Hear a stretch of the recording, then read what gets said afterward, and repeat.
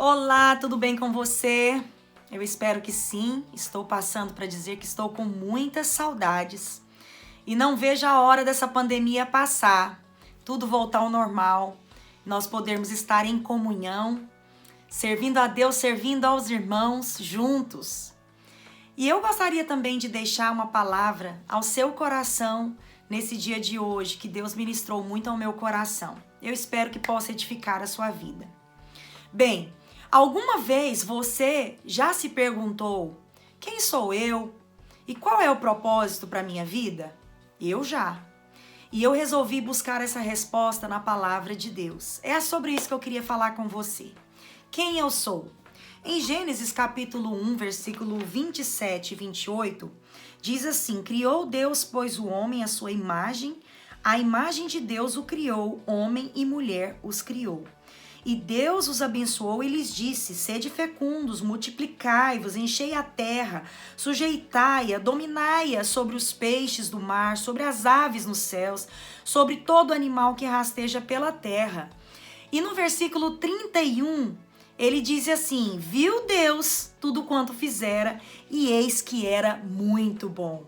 Bom, ele criou os animais e disse que era bom. Ele criou as árvores, criou tudo que existe e disse que era bom.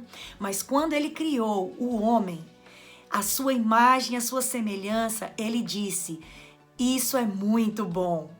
Houve uma satisfação no coração de Deus ao criar o homem. Em Deuteronômio capítulo 7, versículo 6, nos diz assim: porque tu és o povo santo ao Senhor teu Deus. O Senhor teu Deus te escolheu para que fosses o seu próprio povo. Aqui está falando que Deus, ele nos escolheu, o povo santo, um povo separado.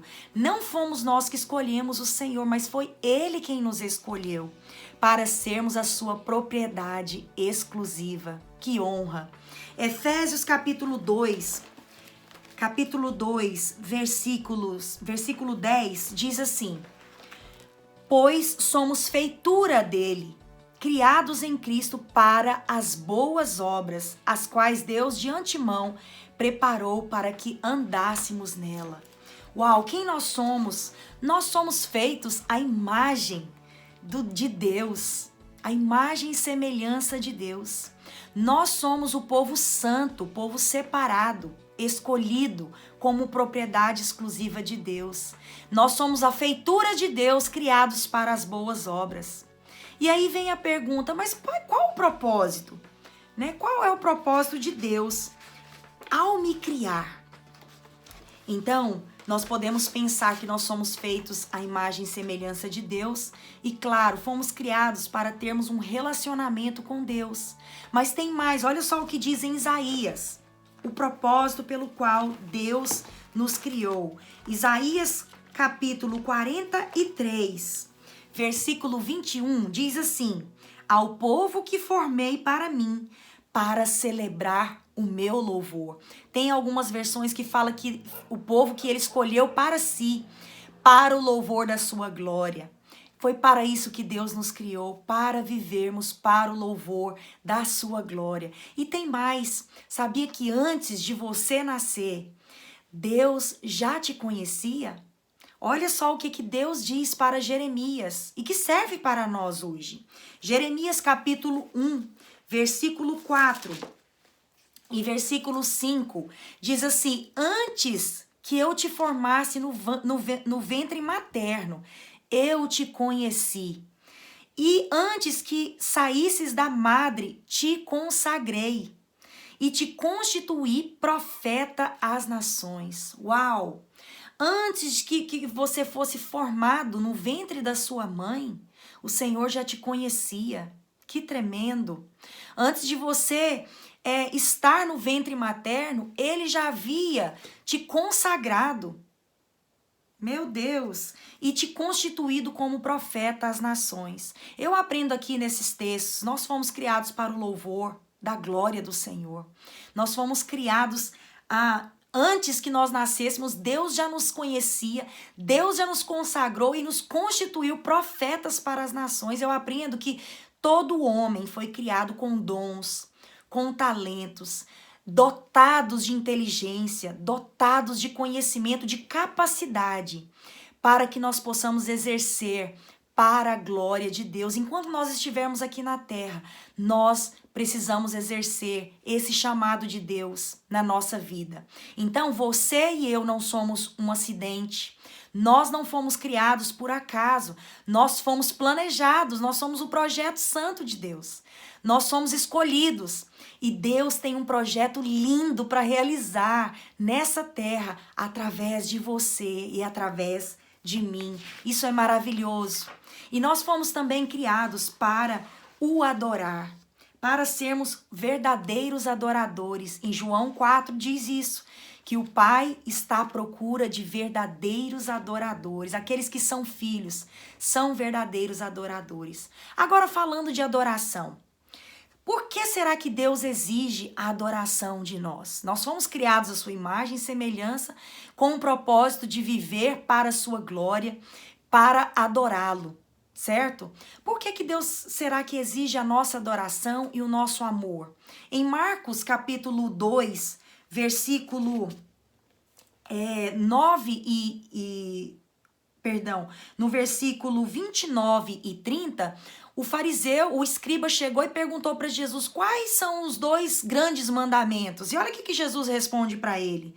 Ouve, ó Israel, o Senhor nosso Deus é o único Senhor. Amarás, pois, o Senhor teu Deus de todo o coração, de toda a tua alma, de todo o entendimento e de toda a tua força. Será que, olhando para um texto como esse e pensando por que Deus exige a nossa adoração, nós podemos pensar, será que Deus, ele tem problema de identidade? Que ele precise que nós o adoremos, que nós precisamos lembrá-lo de quem ele é, que ele é santo, que ele é justo, que ele é fiel, lembrá-lo sobre o seu caráter, ficar afirmando Deus? Será que Deus precisa disso? E por que Deus fala que ele quer toda a nossa adoração? Que nós devemos adorar somente a ele? Você já se fez essa pergunta? Bom, a resposta que eu tive baseado na palavra de Deus é que Deus nos ama. Deus te ama. É por isso que ele exige de nós o amor acima de todas as coisas e a nossa adoração somente a ele. Por quê? Porque quando nós não amamos Deus em primeiro lugar, sobre todas as coisas da nossa vida, nós vamos passar a amar outras coisas. Nós vamos começar a colocar no nosso coração aquele vazio, como disse Lutero, que existe no ser de cada homem, aquela sede. Ela só pode, ela é do tamanho de Deus. Só Deus tem o poder de ocupar esse vazio, preencher o nosso coração e nos fazer completos por causa da presença dele. Mas se nós não o amarmos acima de todas as coisas, se nós não o adorarmos, nós vamos passar a adorar coisas, pessoas. Nós vamos passar a adorar dinheiro, a fama, o poder, sexo, filho, marido. Nós vamos colocar qualquer outra coisa no lugar de Deus. E nós vamos sair do plano primeiro que Deus havia projetado, que é de nos relacionarmos com ele, de amarmos ele, de termos o nosso coração alinhado com ele. Nós vamos fugir do propósito de Deus, amando outras coisas, adorando outros deuses, colocando outros deuses no lugar. Lembra da história de Moisés, quando ele subiu no Monte Sinai para poder ter os 10 mandamentos? O que aconteceu? Ele demorou para voltar, o povo levantou um altar, um bezerro de ouro para colocar no lugar de Deus. Assim sou eu e você. Se eu não amar a Deus acima de todas as coisas, e se eu não adorar somente a Deus, eu vou começar a amar e adorar outras coisas. E não é esse o projeto inicial de Deus. O plano e o projeto de Deus para principal de Deus é que ele tenha muitos filhos, muitas filhas semelhantes a Jesus para a sua glória. Então é por isso que Deus quer o nosso amor e a nossa devoção, a nossa adoração, para que o nosso coração esteja perto do dele, para que a nossa visão e o nosso coração esteja alinhado ao coração de Deus e que nós possamos viver como filhos, ele como nosso pai e nós podermos cumprir o propósito pelo qual ele nos criou. Eu